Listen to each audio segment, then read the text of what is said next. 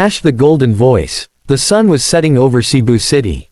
Orange light spread across the narrow streets. In a small wooden house near the harbor, a teenage boy sat by an open window. His name was Miguel Santos. He was 17 years old. Miguel lived with his grandmother in a house that leaned slightly to one side.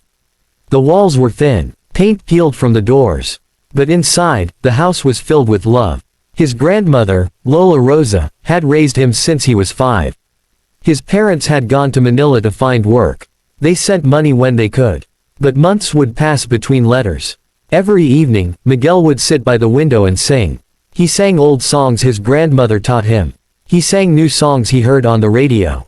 His voice floated out over the neighborhood. Sometimes people would stop walking. They would stand still and listen. Then they would smile and continue on their way. Lola Rosa would sit in her chair and close her eyes. "You have a gift, Anak," she would say. Anak meant child in Tagalog. "Your voice touches the heart." Miguel would smile. But he did not believe he was special. He was just a boy who liked to sing. During the day, Miguel worked at the market. He carried bags of rice for customers. He loaded boxes onto trucks. The work was hard. His back would ache. His hands became rough and calloused. But he never complained. The money helped buy food. It helped pay for medicine when Lola Rosa's bones hurt. At school, Miguel was quiet. He sat in the back of the classroom. He did his work and said little. Other students did not notice him much. He wore the same faded shirt every week. His shoes had holes in them. He did not have a phone like the other kids. He did not go to parties or celebrations. But during lunch break, sometimes Miguel would hum. If he thought no one was listening, he would sing softly. One day, his music teacher heard him. Her name was Mrs. Santos. She was no relation, but she treated him kindly. "Miguel," she said, "you should enter the talent show. The school is having one next month."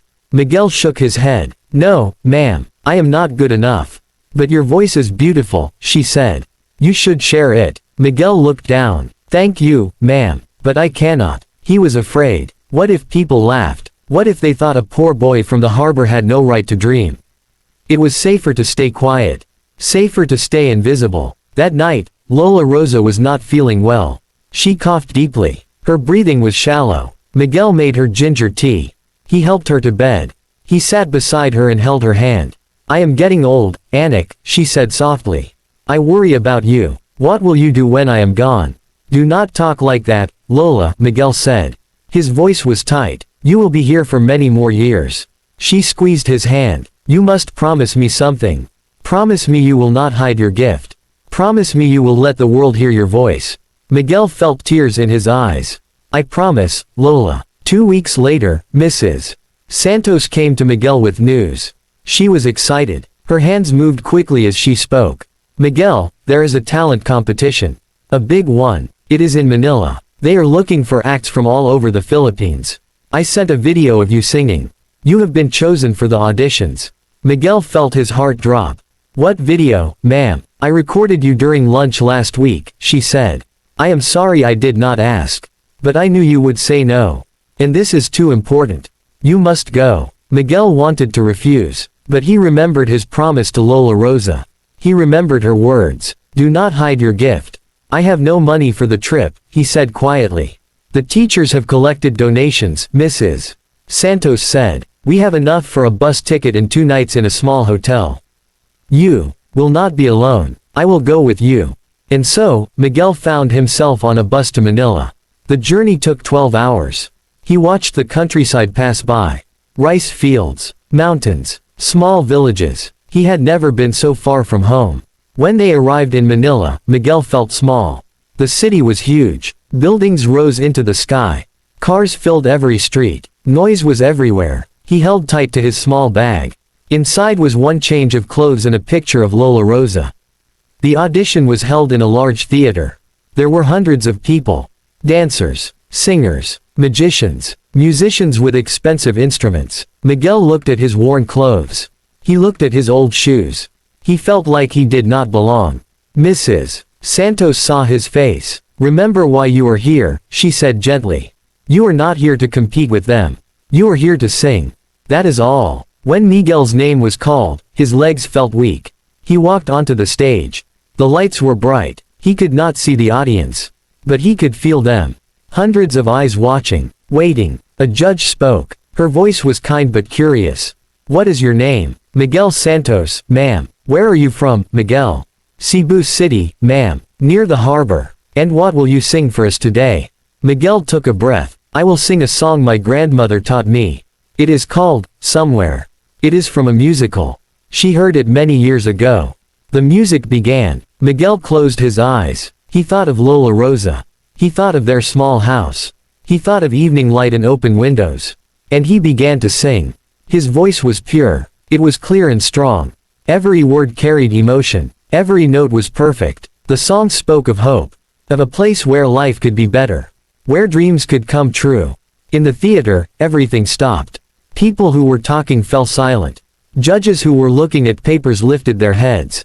The entire room seemed to hold its breath. Miguel sang from his heart. He sang for Lola Rosa. He sang for every morning he woke before dawn to work. He sang for every night he went to bed hungry. He sang for every dream he had been afraid to speak aloud. When the final note faded, there was silence. Complete silence. Miguel opened his eyes. He was afraid. Had he done something wrong? Then the theater exploded. The audience rose to their feet. They clapped and cheered. Some people were crying. The judges were standing too. One judge walked to the front. She pressed a large golden button. Golden confetti began to fall from the ceiling. Music played. The audience cheered louder. Miguel, the judge said, her voice shaking with emotion. You just received the golden buzzer. Do you know what that means? Miguel shook his head. He could barely breathe. It means you go straight to the finals. It means the whole country will hear your voice. You are something special, Miguel. You are truly special. Miguel felt tears running down his face. He tried to speak but could not find words. Mrs. Santos ran onto the stage. She hugged him. They both cried. That night, Miguel called home. Lola Rosa answered on the neighbor's phone. Lola, he said, his voice breaking. I did it. I kept my promise. She was crying too. I knew you would, Anik. I always knew. The video of Miguel's audition was posted online. Within hours, millions of people had watched it. Comments came from around the world. People said his voice gave them hope. They said it reminded them that beauty exists in unexpected places. They said it made them believe in dreams again. Miguel returned to Cebu a different person. Not because he was famous. But because he was no longer afraid. He had found his voice. And he had learned that it was powerful. The finals were held 3 months later. Miguel sang again. His performance was broadcast on national television. Millions watched. When he finished, he did not win first place. But that did not matter. What mattered was that a poor boy from Cebu had shown the world that talent has no address. That gifts are given to anyone. That dreams belong to everyone who dares to chase them. With the prize money and donations from supporters, Miguel was able to get proper medical care for Lola Rosa. He was offered a scholarship to a music school in Manila. He was given opportunities he never imagined possible. But every weekend, he took the bus back to Cebu. He returned to the small wooden house near the harbor. He sat by the window with Lola Rosa. And together, they watched the sun set over the city. Orange light spreading across narrow streets. And sometimes, when the evening was quiet, Miguel would sing. His voice would float out over the neighborhood. People would stop and listen. They would smile. But now they knew. They knew that the boy by the window was not just any boy. He was Miguel Santos, the boy who silenced the world with his voice. And in that small house, Lola Rosa would close her eyes and whisper a prayer of thanks. Her grandson had kept his promise. He had not hidden his gift. He had let the world hear his voice. And the world had listened.